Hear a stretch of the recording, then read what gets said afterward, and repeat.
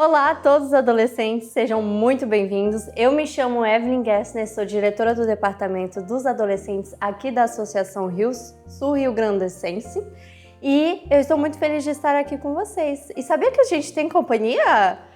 Oi, tudo bom? Oi, Como você se chama? Esther, Quantos anos você tem, Esther? 14 anos. Eu ouvi dizer por aí que você gosta de ler livros, é verdade? É verdade. Que tipo de livro você gosta de ler? Eu gosto de ler romance, aventura. Olha, eu amava ler romances e aventuras também. Fico muito feliz, eu acho que você tem excelente gosto. Se você gosta de ler livros também, deixa pra gente qual foi o último livro que você leu. A gente vai amar saber. E quem sabe a gente já não pega uma dica com eles, né, Esther? Sim. Muito bem. Hoje nós vamos estudar a lição de número 6. Pode abrir a sua lição, abrir seu app aí. Esther, qual é o nosso título? Cristo, nosso sumo sacerdote. Sumo sacerdote. Você sabe o que é um sumo sacerdote? Não. Sumo sacerdote era aquele encarregado dos sacerdotes. Era como se fosse o pastor mais top de todos os pastores que a gente tem na igreja hoje. E ele tinha missões e responsabilidades que eram especificamente só deles. Só ele podia fazer essa responsabilidade. E isso a gente vai descobrir no meio da lição. O nosso texto-chave é o Daniel 8,14. E ele me disse, até 2.300 tardes e manhãs, e o santuário será purificado. Até aqui a gente está estudando algumas profecias que Daniel recebeu, e essa foi uma delas. E durante essa lição a gente vai entender o que são esses 2.300 tardes e manhãs e o que é esse santuário sendo purificado. E para complementar, a irmã White fala pra gente, sabe que eu gosto de chamar ela de tia White? Eu acho que ela é muito simpática e hoje em dia, se ela estivesse aqui, a gente ia se divertir com ela. Claro que ela ia dar uns puxões de orelha também, mas isso são detalhes. Mas no livro dela, Exaltai-o, na página 216, ela disse o seguinte, o que o pai e o filho estão fazendo agora? Estão purificando o santuário. Devemos acompanhá-los pela fé nessa obra e purificar o santuário de nossas almas de toda injustiça para que nosso nome seja escrito no livro da vida do Cordeiro, para que nossos pecados sejam apagados. É a obra mais solene que já foi concedida a mortais. A gente já viu que o santuário é um lugar muito importante dentro da Bíblia. O santuário, na época do povo de Israel, era como se fosse uma grande tenda, muito colorida e tinham móveis sagrados especiais. E aqui ele fala que esse lugar vai ser purificado, mas ao mesmo tempo ela faz uma metáfora, ou seja, ela usa aquilo como símbolo para falar de outra coisa. E a metáfora que ela faz é entre o santuário e nós mesmos. Assim como o santuário precisou ser purificado, que a gente já vai entender melhor o que isso significa, nós também precisamos ser purificados. E ela diz que essa é a obra mais solene que já foi concedida. Ou seja, não é uma tarefa qualquer, é algo muito importante. Esther, vamos para as nossas perguntas? Sim. Primeiro tópico. A gente está falando que essa foi uma profecia recebida por Daniel. E aí me diz, pergunta A, com base na profecia de Daniel, por quanto tempo a adoração a Deus seria suprimida e pisoteada? Ele disse que levaria 2.300 tardes e manhãs. Muito bem. E a gente já viu em profecia que tardes e manhã compõem um dia, certo? Sim. Por acaso você lembra o que é um dia em profecia? O que é um dia em profecia? Vai lá. Meu Deus. Respira fundo que tá tudo bem.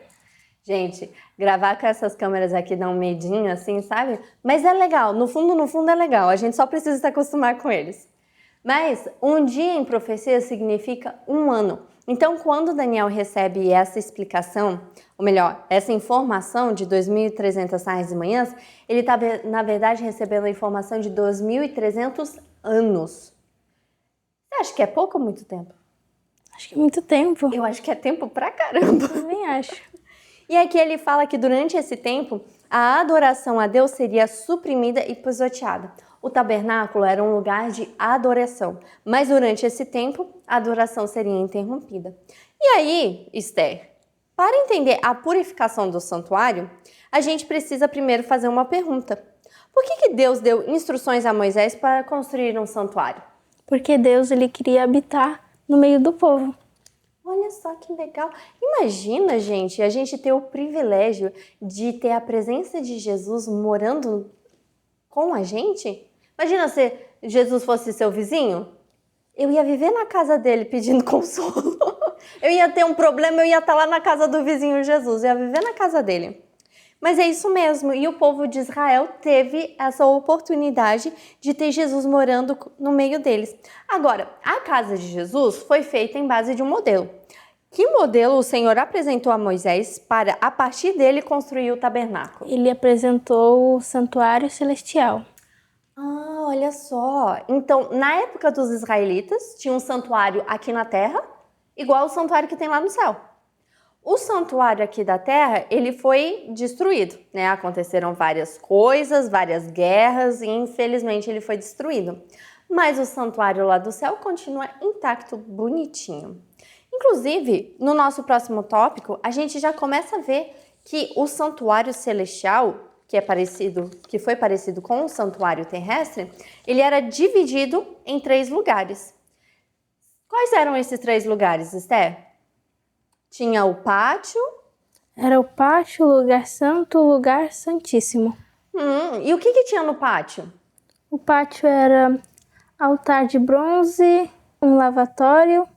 E aí, olha só, é interessante a gente perceber que tudo no tabernáculo é símbolo de coisas que virão para o futuro. Tem gente que dedica toda a sua vida para estudar o que cada detalhezinho simboliza. Mas a parte do pátio, a gente pode dizer que é a parte inicial do processo da vida cristã, porque ali a gente entra e a gente é lavado. Então tinha um lavatório ali que eram para os sacerdotes lavar os pés. Eu acho que eu acabei de falar uma heresia, eu vou voltar, tá? É interessante a gente perceber algumas coisas no tabernáculo, porque todos os detalhes ali tem um símbolo muito importante e às vezes profético. Então por isso que tem gente que dedica a vida todinha para estudar o que cada coisa simboliza. Aqui na parte do pátio, como a Esther falou, tem o altar de bronze e o lavatório. E me chama a atenção que o lavatório era usado pelos sacerdotes para se lavarem os pés e as mãos antes de entrar no lugar santo. Só que os sacerdotes eram pessoas que tinham responsabilidades altas.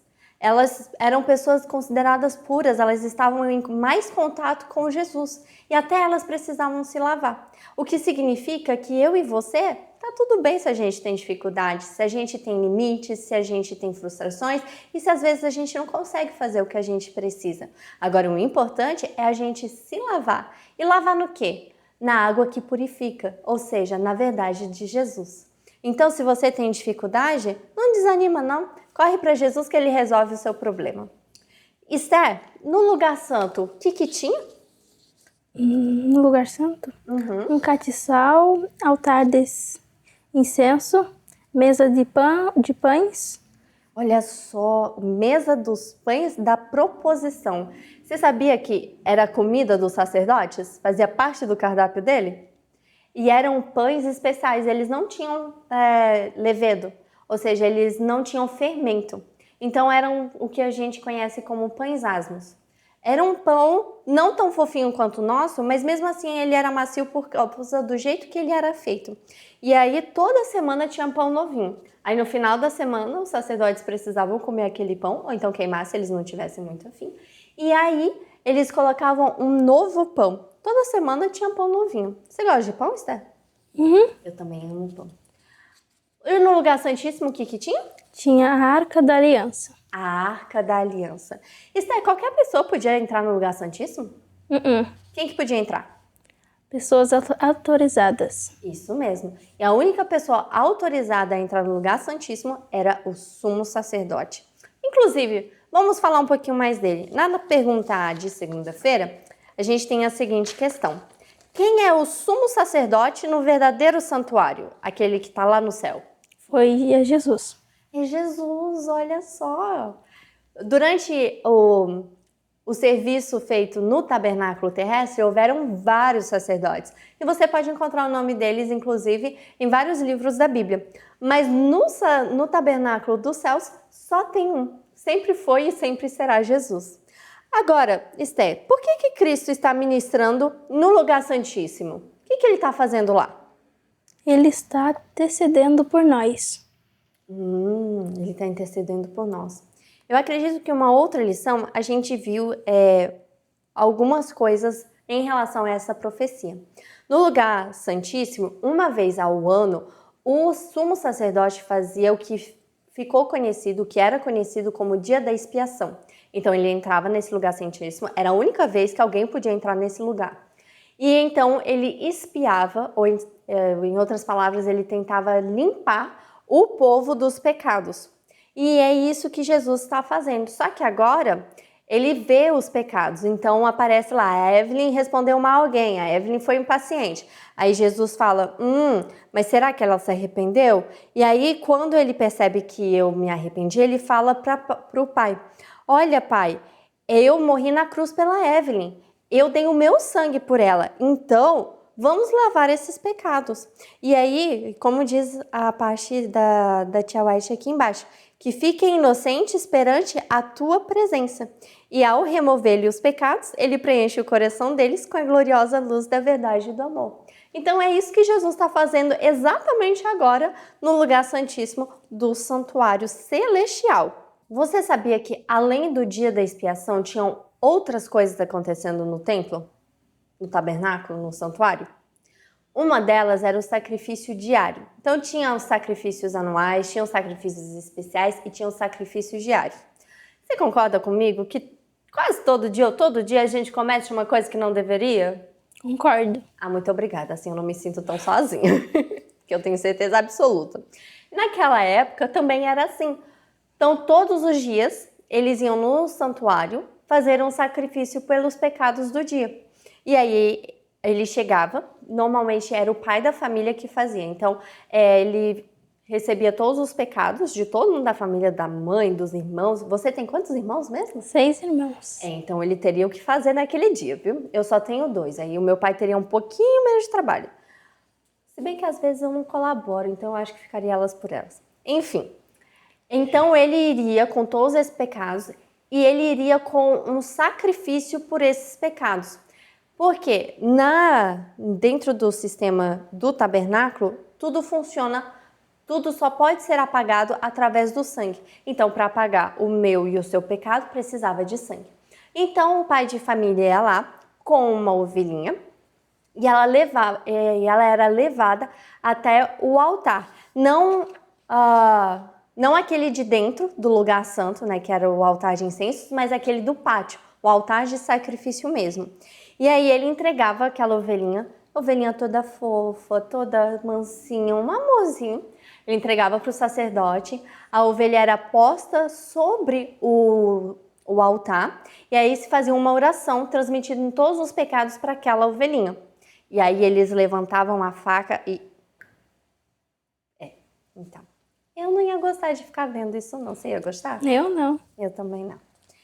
Mas assim era feito o sacrifício diário. E aí, a pergunta fala sobre isso também. Porque existe uma parte do ministério de Cristo que é simbolizada exatamente por esse tipo de sacrifício, o sacrifício diário.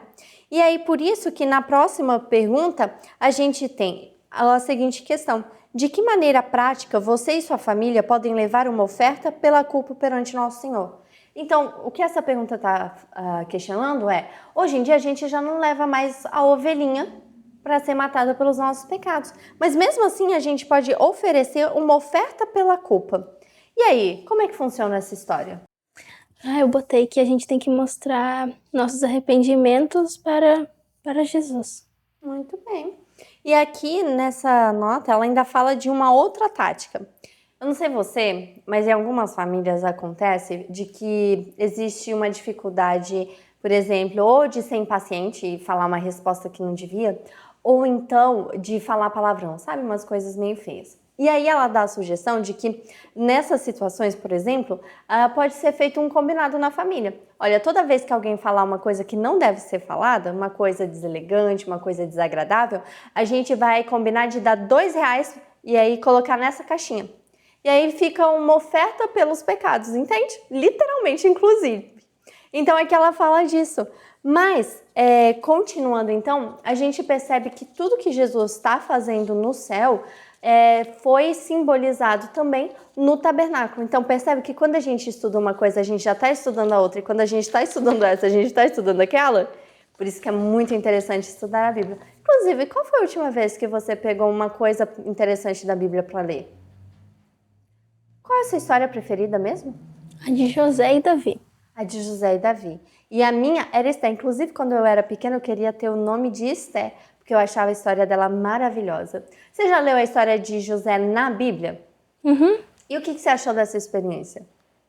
Eu acho uma coisa muito linda, porque, tipo assim, ele teve coragem de perdoar seus irmãos. É muito lindo essa parte. É verdade, eu não sei se eu teria toda essa bondade no meu coração, Sim, não. ele foi muito bondoso. Sim, é verdade. Então, quando a gente estuda a palavra de Deus, quando a gente dedica um tempo, a gente acaba sendo purificado. Porque por mais que seja difícil pra gente de perdoar as pessoas que nos ofendem, a gente percebe que a gente precisa fazer isso. E conforme a gente vai lendo, a gente é purificado. Igual está escrito na profecia do início da nossa lição. Mas continuando, o ministério de Jesus, então, ele tem 3 partes. Aqui na nossa lição a gente percebe que existe a obra, o sacrifício que ele fez por nós na cruz, a sua obra de intercessão, ou seja, essa parte que ele já está fazendo no santuário, e ainda vai ter uma outra parte que é a obra do juízo final, que significa a remoção dos nossos pecados. Então a gente percebe que Jesus está trabalhando e está trabalhando bem, né? Agora, quando e por que Cristo realiza essa parte final da purificação do santuário celestial? Na morte de Cristo, porque sem derramamento de sangue não há redimissão de pecados. É remissão de pecados. Não sei Tá se tá certo. certíssima. Tá. É exatamente isso. Como a gente mencionou, tudo dentro do funcionamento do tabernáculo precisava de sangue. Ou seja, os nossos sacrifícios diários exigiam sacrifícios, os nossos pecados diários exigiam sacrifícios. Durante aquele dia da expiação, que o sumo sacerdote entrava no lugar santíssimo, tinha um sacrifício maior do que o costume. Então, tudo envolvia sangue. E tudo isso simbolizava a necessidade do sacrifício de Jesus. Porque quando Adão e Eva pecaram lá no Jardim do Éden, a única maneira de ser quitada a dívida é se houvesse sangue de quem nunca tinha pecado. Por isso que Jesus morreu por nós. E é nesse momento que essa parte final do santuário celeste, essa parte final da purificação do santuário celeste acontece. Então aqui a gente vê o sangue de Jesus lavando todos nós dos nossos pecados. E enquanto Cristo purifica o santuário dos nossos pecados a cada dia, o que devemos fazer para cooperar com Ele? Devemos convencer nossos pecados. Exatamente. A gente precisa se converter dos nossos pecados. Sé, o que é arrependimento? É quando, a gente se arrepende de uma coisa que a gente fez. E o que a gente sente quando a gente se arrepende de algo? A gente se sente alívio. No final a gente sente alívio, mas no início a gente sente tristeza, porque a gente se dá conta que a gente fez uma coisa errada. Sim. E aí a gente... Mas é interessante o que você falou do alívio, porque no final é exatamente esse. Então, por exemplo, quando eu me arrependo de uma coisa que eu fiz de errado, eu sinto tristeza, porque eu sei que eu fiz alguma coisa errada, eu desobedeci a Jesus, eu deixei ele triste, mas aí eu sei a quem correr. Eu vou a Jesus e eu confesso esse pecado. E quando eu confesso esse pecado, Ele me perdoa. E aí eu sinto alívio. Então, enquanto Jesus está purificando o santuário, ou seja, vendo os nossos pecados, vendo se a gente já se arrependeu, a gente coopera com Ele justamente se arrependendo. E aí, para o nosso último tópico, como Daniel reagiu, nosso 5º tópico, a gente começa a falar de uma situação diferente, porque Os livros, naquela época, eles eram diferentes dos nossos. Eles não eram igual esses aqui, que são quadrados, encadernados. Eles eram um rolo de papel que ficava enrolado. E quando era um documento muito importante, eles colocavam um pedaço de argila por cima. Aí, em cima do pedaço de argila, eles colocavam cera derretida. E aí, nessa cera derretida, eles carimbavam. Então, por exemplo, vamos supor que era um documento importante meu. Ou então, vamos supor que era um documento importante da Esther. Aí, eu escrevia para a Esther, aí eu colocava um pedaço de argila, colocava o pedaço de cera, e aí a Esther ia ter um carimbo especial dela. E aí, o documento ficava selado. Quando Daniel terminou de receber essa profecia das 2.300 tardes e manhãs, que instrução Gabriel deu ao profeta após este ter recebido a explicação da visão? Gabriel disse que essa visão era para o futuro. Era para o futuro. E aí ele falou, Daniel, essa visão é para muito tempo. Você não vai estar nem vivo quando ela começar a acontecer. Então, sela essa visão. Ou seja, fazer todo esse processo de guardar. Daniel não precisava se preocupar com isso.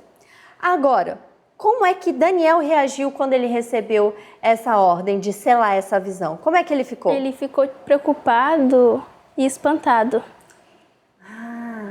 E você já pensou no porquê que ele ficou preocupado? Daniel ficou preocupado porque ele entendeu que iam acontecer coisas tristes com o povo de Deus. E ele ficou assustado. Sabe quando você sabe que alguma coisa ruim vai acontecer? Aí você não gosta, né? Eu também não gosto, não. E então ele ficou assustado, ele ficou doente e exausto por alguns dias. Aí depois ele percebeu que ele não ia poder fazer nada. E aí ele levantou e foi cuidar da vida dele. Isso nos faz entender que o que está revelado em Daniel 8,14, que essa lição estudou, ela é uma visão que revela eventos futuros, eventos para o povo de Deus e eventos muito sérios, porque no final dela começa a purificação. E quando começa a purificação, significa que já está perto de Jesus voltar. E aí fica a grande pergunta, será que eu e você estamos nos preparando para a volta de Jesus? Será que eu estou me dedicando a permitir que Ele me purifique? A que eu esteja mais perto do que Ele deseja para mim? Um jeito de você descobrir isso é de justamente você abrir a Bíblia e ver como as pessoas da Bíblia se comportavam. Então, por exemplo, a história de José, a história de Davi, a história de Esther. É importante a gente ler essas histórias e pensar, se eu estivesse no lugar deles, será que eu faria a mesma coisa? E aí a gente vai entender se a gente está se preparando ou não. Porque se eu for fazer uma coisa completamente diferente do que eles fizeram e o que eles fizeram estava certo, aí eu já sei que eu tenho muita coisa a resolver na minha vida. Provavelmente você vai perceber que tem muita coisa para resolver. E por isso, Jesus está ao seu lado, pronto para te receber e para te ajudar. Não deixe essa oportunidade passar, porque a gente não sabe quanto tempo a gente tem aqui na Terra.